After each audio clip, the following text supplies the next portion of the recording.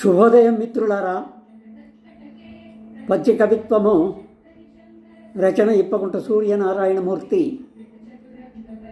శీర్షిక శాపము.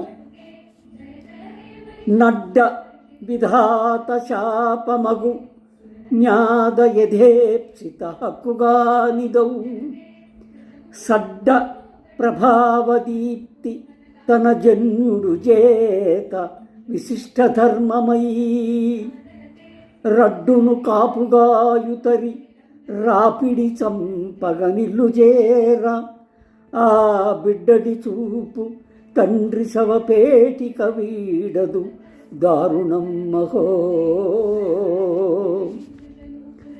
ఈ పద్యం ఒక సైనికుడు వీరమరణం పొందిన తర్వాత శవపేటికలో ఇంటికి తీసుకువచ్చినప్పుడు జరిగిన సందర్భాన్ని గురించి వ్రాయబడింది. నడ్డ విధాత శాపమగు. నడ్డ అంటే దెబ్బ. దెబ్బ కొట్టడం అనేది, దెబ్బ తగలడం అనేది అది బ్రహ్మ వల్ల అవుతుంది. జ్ఞాద యథేప్సిత హక్కుగానిదౌ. దెబ్బ ఎప్పుడైతే బ్రహ్మదేవుడు కొడతాడో ఆయన విధి లిఖితం ప్రకారం జరుగుతుంది కదా. జ్ఞాద అనేది మనకు భోజనం, తిండి. ఎంతవరకు? యథేప్సిత హక్కు కానిదో, కోరినప్పుడల్లా దొరకదు, ఎప్పుడు ఏమవుతుందో తెలియదు కదా. సడ్డ ప్రభావదీప్తి. సడ్డ లక్ష్యం. ఒక లక్ష్యం కోసరం తన జన్యుడు చేత విశిష్ట ధర్మమై ఆ బిడ్డ యొక్క తండ్రి ఈ సడ్డ ప్రభావదీప్తి లక్ష్య ప్రభావం ప్రకారంగా యుద్ధరంగంలో గెలిచాడు విశిష్ట ధర్మమై. కానీ రడ్డును కాపుగాయుతరి. రడ్డు అంటే రాజ్యం. రాజ్యాన్ని కాపుగాసే సమయంలో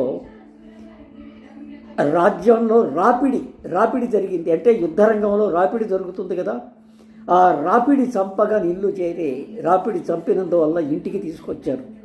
ఎలా తీసుకొస్తారు? ఒక శవపేటికలో పెట్టుకొని తీసుకొస్తారు. అక్కడ బిడ్డడి చూపు తండ్రి శవపేటిక వీడదు దారుణం మహో. ఆ బిడ్డ యొక్క చూపు శవపేటిక వైపే ఉంది. ఎంత దారుణమైన విషయం! ఈ సైనికులు తమ జీవితాన్ని అర్పించి దేశం కోసం చేస్తే వాళ్ళ ఇంటి దగ్గర జరిగేటువంటి చిన్నపాటి ఈ విషయం ఎంత దారుణమైనది అని చెప్పడానికి ఈ పద్యం రాశారు. విజ్ఞులు, పాఠకులు ఈ పద్యం చదివి వారి అభిప్రాయం తెలియజేస్తారని ఆశిస్తూ సెలవు తీసుకుంటాను.